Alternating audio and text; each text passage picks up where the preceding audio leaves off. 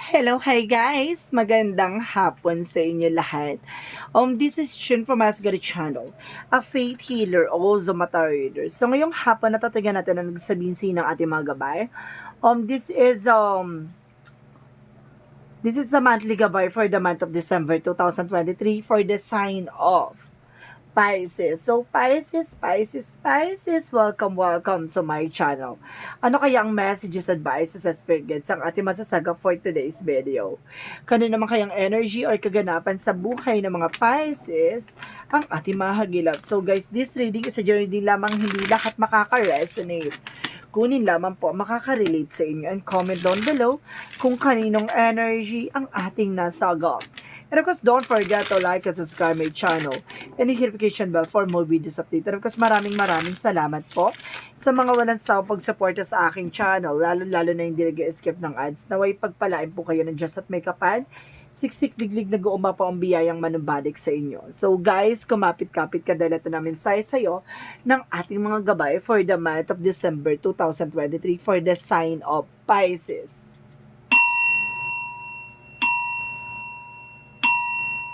Age Spirit, given information. Ano kayang mensahe sa'yo ng ating mga gabay? Angel Spirit Guides, please give an information for the sign of Pisces. For the sign of Pisces, okay. There's Eight of Cups, no? There's letting go, no? May mga bagay na kailangan mag-move on. Kasi kailangan mag-take ng actions, no? Kasi may mga bagay na kailangan mo ng sumabay sa agos or something na kailangan mong linawin yung mga bagay-bagay, no? Or something of purification, yung paglilinis. Because there's a judgment. So there's a wake-up call. Parang ginigising ka sa katotohanan dito na you need to take actions or something, gumawa ka na ng hakbangin para makaalis ka na sa situation or nakaraan, no? And because there's an Eight of Pentacles, so since the Eight of Pentacles, something na, kumbaga, there's a focus or dedicated about sa ginagawa mo, no? Mag-focus ka, gawin mo yung mga bagay na alam mo makakatulong sa'yo, at kailangan mo tutukan yung negosyo or trabaho mo, ganon. So, let's see what is additional messages. There's a King of Cups, there's a devoted and supportive person, no? So, ibig sabihin dito, may taong talagang nakalaan para sa'yo, yung taong magmamahal sa'yo ng lubos, at talagang ipagtatagpo kayo na para talaga kasi kayo sa isa't isa. Kasi itong tao na to is a devoted and supportive, no? And of course, talagang mamahalin niya yung mga flaws or something na pangit sa'yo. And of course, there's a Nine of Pentacles, there's a security. Kailangan maging secure ka about sa finances, no? Huwag ka maging padalos-dalos sa mga bagay-bagay na bibilin mo or something na pagkakagastusan. Kasi there's a lot of bills or something, there's a lot of obligations na kailangan mo tuunan ng pansin, no? And of course, maging secure about sa finances. I told you, there's a 10 of Wands by obligations and responsibilities, no? Kumaga marami kang responsibilidad dito at maraming burdens or something burdens dito na kumaga kailangan mong isipin, kailangan mong pagtrabahuhan at kailangan mong kailangan maging wais ka dito. And of course, since dito there's a Knight of Cups, there's an offer. So, ito yung offer na to, no? Kumbaga, kung sasabay ka sa Agos, darating yung mga bagong oportunidad para sa'yo, no? So, let's see what is the judgment. So, there's an Ace of Wands. There's a new beginning. So, may bagong simula daw dito na magkakaroon ka na parang there's a wake up call, parang ginising ka sa katotohanan na kailangan ko na magsimula or kailangan ko na gawin to kasi hindi na ako parang pabata or something na kailangan nag-grow na rin yung finances ko or something yung sarili ko, parang gano'n, parang nagkakaroon ka na ng idealization or realizations, no? So let's see what is the Eight of Pentacles. And of course, there's justice. So, there's a justice. So, ibig sabihin dito, may yung hostisya, no? Kung ano man yung nagkaroon ng cause and effect sa situation mo, sa ginagawa mo, dahil yan sa'yo. So, pag nag-focus ka sa negosyo o trabaho mo, magkakaroon ka ng magandang outcome, no? At magdadala sa'yo ng balance. At the same time, there's high priestess. So, there's unexpected moments. So, ibig sabihin dito, there's an unseen. May mga bagay na hindi mo pa nakikita or hindi mo pa to kilala or hindi mo pa nakikilala na darating na magbibigay sa'yo ng pag-asa at bagong simula. So, let's see what is the Nine of Pentacles. And of course, there's the sun card. So, ibig sabihin talaga dito, there's a pure positivity na magiging maganda ang magiging outcome mo, no? Kung talagang magiging secure ka sa mga bagay or pinaghirapan mo, 'di ba? Kung magkakaroon ka ng blossoming abundance or there's a financial windfall. Depende na lang yan kung paano mo pangangalagaan yung mga bagay na pinaghirapan mo. So, let's see what is the Ten of Wands. Let's see what is the Ten of Wands. And because there's a magician, so there's a manifestation na may mga bagay na unti-unti ka na mamamanifest, may mga bagay na unti-unti mo na natutupad at naaabot. Kumbaga, hindi mo inakala sa dami mong obligasyon, ang dami mong responsibilidad, pero nakukuha mo pa rin makuha yung mga bagay na para sa'yo talaga. Kumbaga, yung mga bagay na gusto mong gawin, kumbaga natutupad mo sa likod ng daming obligasyon at madaming plano, no? Let's see what is the Eight of Cups, and of course, there's Knight of Cups. So there's Four of Swords. So there's a listen to your intuitions, no? Panatiliin mo makikinig sa intuition mo at alisin mo yung takot at pangamba mo. Kasi may mga oportunidad na papasok sa'yo kung hindi ka magle-let go at hindi ka, kumbaga, hindi mo lalabanan yung takot at pangamba mo. Hindi, walang mangyayari, no? Kailangan moving on, moving forward for the next phase or something horizon na mangyayari sa buhay mo at alisin mo yung takot at pangamba mo. Kumbaga, labanan mo yan kasi there's a lot of opportunities coming in for you. So let's see what is the Judgment and of the Ace of Wands. What is a Judgment and the Ace of Wands? And of course, guys, there's Empress card, a revert, a renewal. So, magkakaroon ka ng mga panibagong eksena. Or some of you, baka magkaroon ka ng panibagong business or baka magbukas ka ng bagong business or magdagdagan yung branches of business mo or something, magkaroon ka ng bagong trabaho, no? And of course, there's a renewal for finances and career. At the same time, there's Page of Wands. So, some of you guys, kumbaga may mga magandang balita, no? At itong balita or ideas na to, kumbaga magdadala sa'yo sa kumbaga justice, no? Yung parang hostage, lahat ng pinaghirapan mo, kumbaga this, you are also deserving na kumbaga may mga bagay na makuha ka na, no? At kumbaga yun lahat ng pinaghirapan mo na nag-focus ka sa trabaho at negosyo, kumbaga dito na yung darating yung araw na or dito na yung darating yung panahon na magkakaroon ka ng financial windfall. So let's see what is the King of Cups and of course the High Priestess. What is the King of Cups and the High Priestess? And of course, there's the Five of Swords, sorry. There's a Five of Swords. So, there's a self-sabotage or self-defeat, no? Kumbaga, kailangan maging aware ka sa mga bagay-bagay kasi hindi sa lahat ng oras, hindi porkit nandyan siya sa'yo. Kumbaga, hindi ka niya tatalikuran at the near future. Ibig sabihin dito, kailangan magkaroon ka ng self-love, self-respect, or something, maging aware ka sa mga binibigyan mong ideas, no? Ibig sabihin dito, kumbaga, there's a fair fight. May patas na laban, pero maging maingat kasi there's a hidden agenda or hidden enemies na baka agawin yung mga bagay sa'yo, no? Kumbaga, kailangan maging aware ka or sinasabi na magkaroon ng privacy, 'di ba? Or pagdating sa relationship, i-private mo. Kasi madalas dito nagkakaroon ng sapaw or naaagawan ka or nagkakaroon ng third party. So, let's see what is the Eight of Cups and the Eight of Pentacles. And of course, there's the Knight of Pentacles, sorry. There's the Knight of Pentacles and the Sun card. And of course, there's Eight of Wands. So, there's fast communication and fast movement. So, ibig sabihin dito, mayroong mabilisang eksena na mangyayari sa buhay mo at magkakaroon ka ng shovel na magbibigay sa'yo ng pure positive outcome at magkakaroon ka ng security. So, ibig sabihin dito, there's a lot of email or messages na matatamo. And of course, there's a Three of Swords na there's jealousy or something inggit or heartbroken na may mga bagay na, kumbaga, marami kang obligasyon or marami kang responsibilidad pero nasa isang katuparan mo at natutupad mo at na gagampanan mo yung mga obligasyon na yan at talagang napagtatagumpayan mo naman, no? Marami lang talagang naiinggit behind your back sa likod ng mga bagay na natutupad mo. Kumbaga, hindi mo naman akalaing mga tao na sa paligid mo ay naiinggit sa'yo, no? At sinasabi sa'yo dito na maging aware ka at kailangan maging conscious ka sa mga bagay-bagay. Kumbaga, hindi porkit nasa tabi mo or nasa paligid mo, no, ay kumbaga, or either nakakausap mo ay kumbaga, sinusuportahan ka. Meron dyan, diba? Kumbaga, nagkakaroon ng inside job para sirain ka. Yung mga plano mo pagdating sa relasyon, kailangan maging privacy.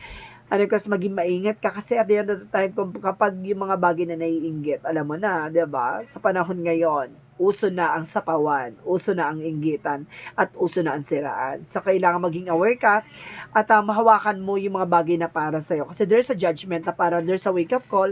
Kumbaga, kailangan mong maging aware, no, sa mga bagay-bagay sa paligid mo.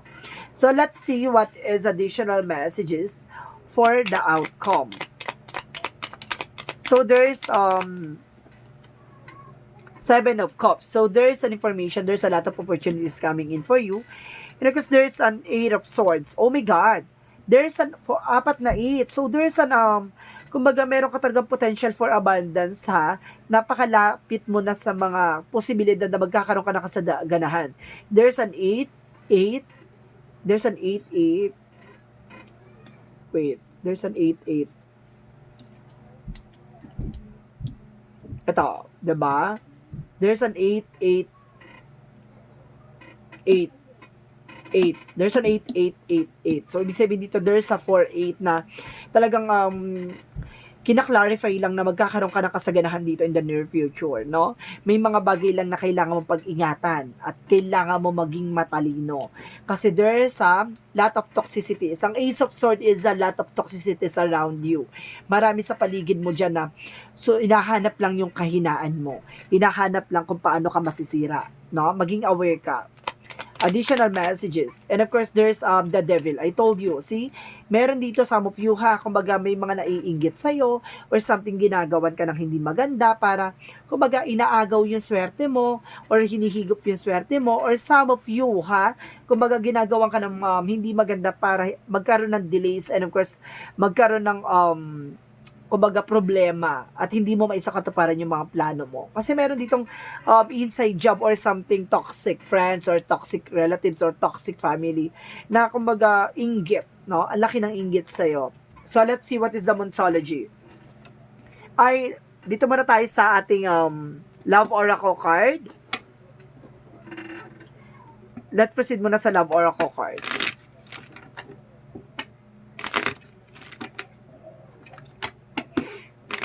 Okay. Love Oracle card. Okay. There's a photograph. There's a make new memories. No? Gumawa ka ng mga panibagong alaala. No? And of course, sinasabi dito, there's a paradise. So, ibig sabihin, magkakaroon ka ng happiness and expansion. No? At maging masaya ka sa kung ano man ang meron ka. And there's has black, I told you. Meron ditong obsession sa'yo or something possession na gumagawa sa'yo behind your back na para i-block yung mga magagandang eksena at even sa love life. No? Kapag lagi kang heartbroken or pagdating sa finances, marami ka nakahawakang pera pero bakit ganun? Ang bilis ng takbo ng eksena. And of course, pagdating naman sa sunod-sunod yung problema pinagdadaanan mo. Pero yung alam mo yung may darating na malaking pera pero biglang sunod-sunod yung problema. Ibig sabihin yan, there's something, a black magic involved sa'yo with the devil energy, no? Maging aware kapag ganyan na mag-take ka na ng action kasi hindi siya makakabuti sa'yo. Paulit-ulit yung ganong cycle. Mababaon ka na mababaon sa, eksena. No? Pagpansin mo kapag ilang taon na ganun ng forma o sistema mo, alam mo na, no? Let's see what is the yin and yang oracle card. Let's see what is the yin and yang oracle card. There's an assistance. So, there's a spirit guides, no? And of course, there's a purpose. May mga bagay na malalaman mo bakit nangyayari sa iyo yan. Kasi there's an spirit guides for angel spirit guides na hinahatid sa iyo, no? Na para maunawaan, mamalaman mo kung ano yung mga angels number na yon. Katulad ng 8888, ibig sabihin dito, there's an potential for abundance na malapit sa iyo ang pera. Mabilis sa iyo ang pera eh. Pero mabilis din sa iyo maubos. Excuse me. Bigla na naman nangati ang aking lalamunan. Because there's a garden, no? Kailangan proteksyonan mo, pangalagaan mo, at kumbaga, proteksyonan mo yung mga bagay kung ano man na meron ka. Diba? Kasi sayang, kung paulit-ulit yung cycle na gano'n, diba? Hindi ka mag-grow. Kumbaga, nagkakaroon pa naman tayo ng ages, no? Tapos yung cycle pa ulit-ulit, lagi ka na lang nasasaktan, lagi ka na heartbroken, lagi ka na naloloko, lagi na lang naubos yung finances mo, lagi ka na nalulugi, or lagi ka na lang na, kumaga, sunod-sunod yung problema, diba? So, let's see what is the magical fairy messages. So, let's see what is the magical fairy messages. And there's a new career. No? Magkakaroon ka na raw ng panibagong career dito. And there's a perfect timing. So, ibig sabihin dito, basahin natin yan, guys. Wait. So, sinasabi dyan, there's new career. Your work focused in shifting in a positive and new and success directions. And of course, there's a perfect timing for this. Is the right time for you to move forward. So, kailangan mo mag-take ng action para nang sa ganun, kumbaga maka-moving forward ka na. So, this is the perfect timing for you. No, para gawan mo na ng actions. Ayun yung sinasabi. So, let's see what is the Monsology. Let's see what is the Monsology. And of course, guys, meron tayong questions later, ha? Meron tayong Angel's Answer. Ito yung Angel's Answer natin. Then, of course, magkakaroon tayo ng question dito mamaya. Bibilang ako ng 3. Kailangan nakapag-isip ka na. So, kailangan mag-isip na kayo ng magiging question nyo mamaya, ha? Para nang sa ganon, 'di ba, alam nyo yung magiging ano nyo. At nandun yung kasagutan. So, let's see what is the Monsology. Monsology is communication is the key. So, kailangan nyo ng communication, no? With your family, with your relatives. So, let's see what is the Archangel Michael messages for you. Archangel Michael messages. And of course, you and your loved ones are safe, no? Safe naman daw ang iyong mga mahal sa buhay. So, ibig sabihin, may mga bagay na nangyayari, no? Okay, there's a religious factor, no? So, ibig sabihin dito, meron daw about sa religious sa'yo. So, there's an information na malakas ang pananampalataya, malakas ang tiwala mo, no? Your love life is an influenced by your religious upbringing and spiritual path. Ibig sabihin kayo, kumbaga, pagdating sa relasyon, no, talagang pinagbuklod kayo dito ng inyong spiritual. Ibig sabihin, parehas kayong, kumbaga parehas kayong nilapit sa ating Panginoon, or some of you parehas kayong kukulamin or something na merong about sa religious or spiritual, no? Kumbaga parehas kayong nakulam, or some of you parehas kayong nagawa ng gayuma, or parang may ganong eksena about sa spiritual, or nagkakilala kayo sa simbahan or something, mayroon dito religious factor, or parehas kayong Christian, Catholic, or something ganon, or Roman Catholic. So, depende po yan, no? And because there's oh my goodness, you're on the right path, no? Nasa tamang direction ka daw. Nabasa at napanood mo tong reading na to at talagang tumugma sa'yo, nasa tamang direction ka. No? Naunawaan mo bigla yung mga nangyayari sa'yo. Kaya pala ganito. Kaya pala ganyan. Kasi may mga bagay na ngayon mo palang nagsisink in na, okay, kaya pala ganun. May naiinggit, may inggitera. There's a magician, may gumawa sa'yo ng hindi maganda para magkaroon ka ng struggles at problema at obligasyon. Kumbaga, sunod-sunod yung mga problema mo about sa health issues, no? Kumbaga, sunod-sunod yung mga problema ng pamilya mo, no? Gawa ng inggit. And of course, there's the silver, oh my God, the God is inside. See? Kumbaga, pinasilip na sa'yo, nagkaroon ka na ng idea, and of course, nagkaroon ka na ng knowledge, eh. Hindi ka lang talaga nag-take ng actions. Parang, kumbaga siguro napanaginipan mo na, or nagkaroon ka na ng intuitions, or instinct, or vibrations, na naramdaman mo na there's something wrong, no? Kumbaga nakausap mo yung parents mo, or something, kapatid mo na, parang may mali sa atin, eh. Kasi pag nagkakaroon tayo ng malaking pera, sunod-sunod yung problema. Tapos kapag nagkakaroon tayo, kumbaga nagkakaroon ng gano'n kayo ng realization na. Because there's a taking action. Oh, see, I told you. So, see, taking action. Kung hindi ka kikilos, hindi kayo maaalis sa situation. So, additional messages. Oh, and of course, oh my goodness, spirituality. So, kailangan nyo talagang, there's a spirituality, there's a meditation. Kailangan nyo mag-meditation, and of course, palakasin ang aura nyo at dagdagan yung mga bagay or protection nyo sa katawan. And there's a go for it, no? Kailangan nyo to ilaban. So, let's see what is additional messages. What is additional messages for Angel Spirit? Because there's a denial, no? Kumbaga, i-acknowledge mo yung fear, palitan mo daw yan ng insight of awareness. And of course, there's an adversity for i-accept mo yung challenges, no? Kumbaga, it's best way to learn. May mga bagay na dapat ka matutunan dyan. So, let's see what is the energy. There's a patience. So, kailangan mo talaga mag-antay. There's a perfect timing. So, kumbaga, kung this is the moment, kung this is the time, gawin mo na. And kasi there's an envy, alisin mo yung ego or something, alisin mo yung pag-aalinlangan mo, or something doubt and pride. And of course, there's a man holding a coin. So, some of you, if you are a man, so ikaw ang may hawak ng finances. If you are a woman, so ang asawa mo or ang jowa mo ang may hawak ng finances or magaling siya humawak ng pera, no? So, let's see what is the chakra messages. There's an, oh my goodness, instinct, di ba? Meron kang, may pumapasok na sa intuitions mo na, okay, there's a bittersweet. Pagkatapos ng pait, may tamis, no? At yung tamis na yun ay tagumpay. Oh my goodness. There's a release. So, ibig sabihin talagang kailangan mong alisin, no? Ano yung kailangan mo alisin? Yung negativity o yung gawa sa'yo ng black magic. Ang lakas naman ng energy nyo. So, let's see what is the energy. Ang lakas ng energy nyo, ha? Nasakop. Oh my goodness, there's a healer. So, some of you kailangan nyo ng healer, ha? You're also, baka meron kang kakayanan din, no? Na makagamot or makagaling, no? Or some of you, baka you are also, kumbaga massage therapist or something, nagtatawas or nagagamot. So, to continue what you're doing. And there's a family. So, inggit daw to sa pamilya nyo, no? There's a family life purpose. So, sentro talaga yung pamilya dito. Inggit to sa pamilya nyo. So, let's see what is additional messages. And of course, there's Earth School, higher learning. So, may mga bagay na dapat mo matutunan sa mga nangyari sa buhay mo, life lessons. So, let's see what is Arcangel Raphael. And massage, I told you, baka some of you massage therapists. There's a massage, oh. So, let's see what is a Jesus loving quotes. Let's see what is a Jesus loving quotes. Heal the sick that they're in, and say unto them, the King of God is coming nigh to you. Ibig sabihin dito sa'yo na kumbaga pagagalingin ka ng mga uri ng sakit at ng mga uri ng mga pinagdadaanan mo, no? Sabihin mo lang daw sa ating Panginoon, humingi ka ng gabay at humingi ka ng patawad sa mga nangyari sa'yo.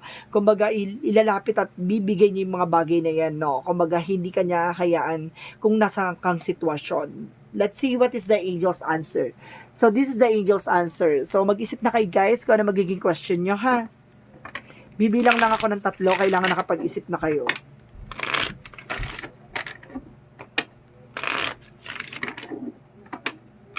One, 2,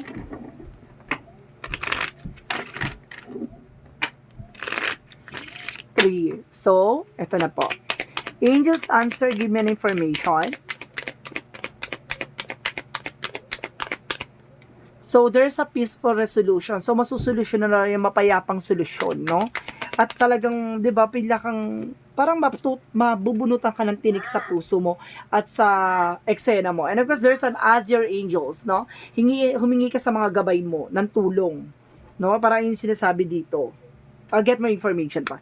Sige, magbibigay pa tayo na isa para mas klaro. Additional messages pa. And there's a taking action. So, kailangan nyo daw mag-take ng action, no? Kung gusto mo matapos yung problema na yan, gumawa ka ng paraan para matapos yan. So, let's see what is the angel's number. There's a 444, I am protected. So, sinasabi dito, trust your journey, trust the way your life unfolds, and trust that you are where you need to be in the present moment. So, ibig sabihin nito na, kumbaga, protektado ka, and of course, kailangan mo ng protections para sa mga tatahaking mong landas, no? Magtiwala ka lang sa mga bagay na ibibigay sa'yo, sa mga bagay na ipagkakaloob sa'yo. May mga bagay man na, kumbaga, ipagkakaloob sa'yo na masaktan ka, hindi sa bagay na yon, no? Kumbaga, sa bagay na para matutunan mo dun sa eksena na yon. Kumbaga, kaya ka siguro nasaktan, hindi para, kumbaga, malugmok ka para palakasin ka sa mga bagay na yon.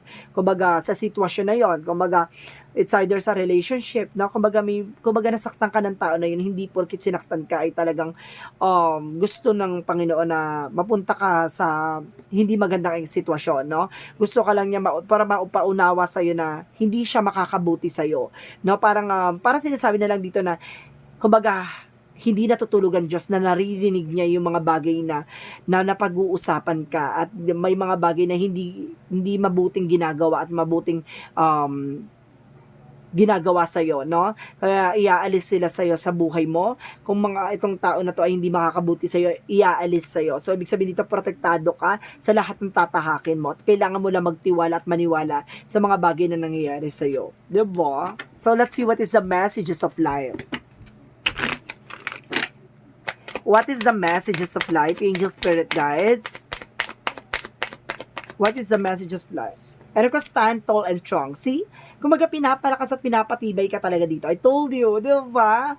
Sinasabi dito, today I choose to remain positive. I face all my challenges with the strength and courage. I will not be denied and turn away. I do not allow myself to be carried away. And by negative thoughts, I stand tall and strong and live each moment in a joy and peace, living my future in a God hands. I believe in life because life believe on me. See? Kumbaga pinapalakas at pinapatibay ka dito at pinapalakas ang pundasyon mo kung hanggang saan ka lalim, para nang sa ganun hindi ka gano'ng matitibag at hindi ka nila, di ba, masisira ng ganun-ganun na lang. Di ba? Kumbaga doon talaga susubukin kung hanggang saan talaga ang lalim at tiwala mo sa ating Panginoon, sa ating mga gabay. So this is a monthly gabay for the month of December 2023 for the sign of Pisces. So, Pisces, maraming salamat po for your wonderful reading. And of course, maraming salamat sa mga walang sampag sa baybay sa aking channel, lalong-lalo na hindi nag-skip ng ads. Naway pagpalain po kayo ng Diyos at may kapasiksik digdig na guumapo mo ng balik sa inyo. Once again, this reading is a general reading lamang, hindi lahat makaka-resonate. Kunin lamang po makaka-relate sa inyo, and comment down below kung kaninong energy ang ating nasagap. Maraming salamat po, and see you in the next video. Bye-bye and babush.